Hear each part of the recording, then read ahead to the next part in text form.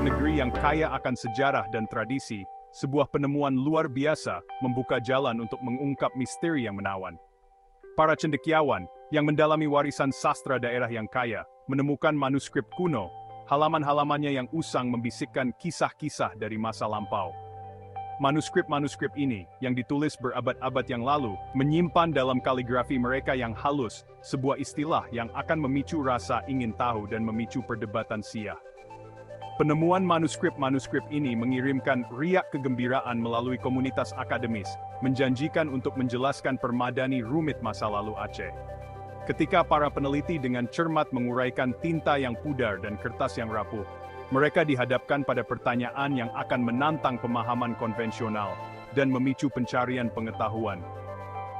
Apa arti sebenarnya dari istilah Siah dalam konteks sejarah Aceh?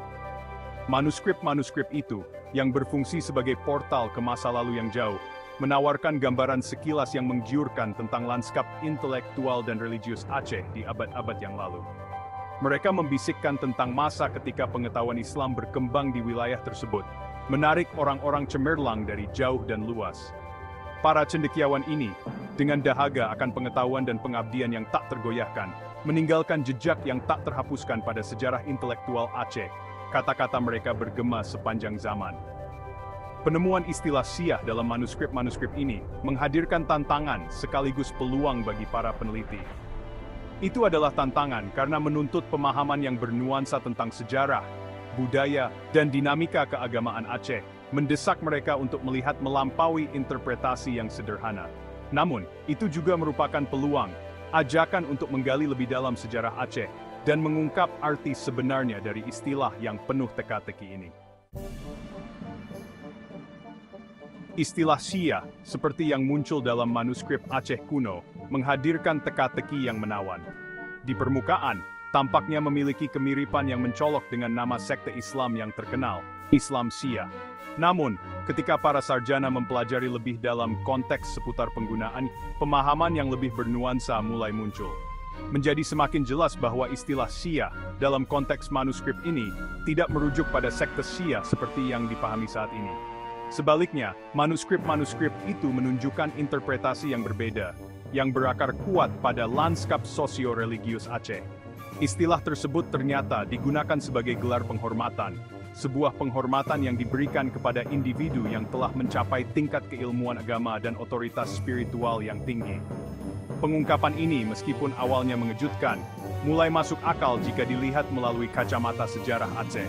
Wilayah ini telah lama menjadi pusat pembelajaran Islam, menarik para sarjana dan mahasiswa dari seluruh dunia Muslim. Dalam lingkungan intelektual yang semarak ini, hierarki rasa hormat secara alami muncul, dengan gelar dan gelar kehormatan berfungsi untuk menunjukkan kedudukan seseorang dalam komunitas ilmiah. Istilah Siah, seperti yang digunakan dalam manuskrip, tampaknya merupakan salah satu gelar kehormatan, bukti pengetahuan, kebijaksanaan, dan kesalehan seseorang yang mendalam. Itu adalah tanda kehormatan, pengakuan atas kontribusi mereka terhadap kemajuan pengetahuan Islam, dan peran mereka dalam membimbing masyarakat menuju pemahaman yang lebih dalam tentang iman mereka. Untuk memahami sepenuhnya pentingnya Siah sebagai gelar di Aceh, penting untuk memahami hubungan historis wilayah tersebut dengan Islam. Rangkulan Aceh terhadap Islam adalah proses bertahap, dipengaruhi oleh perdagangan dan interaksi dengan pedagang Arab dari abad ke-7 dan seterusnya.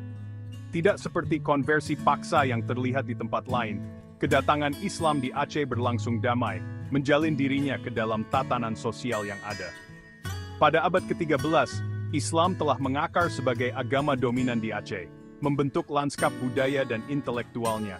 Wilayah ini menyaksikan munculnya kesultanan Islam yang kuat, yang mendorong lingkungan yang kondusif bagi perkembangan ilmu agama. Masjid berfungsi ganda sebagai pusat pembelajaran, menarik siswa yang ingin membenamkan diri dalam studi Al-Quran, hadits, dan jurisprudensi Islam. Lokasi strategis Aceh di sepanjang jalur perdagangan maritim utama memfasilitasi transformasinya menjadi pusat pertukaran intelektual. Para sarjana dari berbagai belahan dunia Muslim, termasuk India, Persia, dan Semenanjung Arab, berbondong-bondong datang ke Aceh, membawa serta beragam interpretasi dan tradisi dalam Islam. Penyerbukan silang ide ini memperkaya lanskap intelektual Aceh, menumbuhkan suasana yang dinamis dan toleran. Namun, terlepas dari paparan terhadap beragam tradisi Islam ini, interpretasi Islam di Aceh tetap berakar kuat pada keyakinan Sunni, khususnya mazhab fikih Syafi'i. Tidak ada bukti sejarah yang menunjukkan bahwa Islam Syiah, sebagai sekte yang berbeda, pernah mendapatkan pijakan di Aceh. Konteks historis ini sangat penting dalam memahami mengapa Syiah di Aceh tidak diasosiasikan dengan sekte Syiah.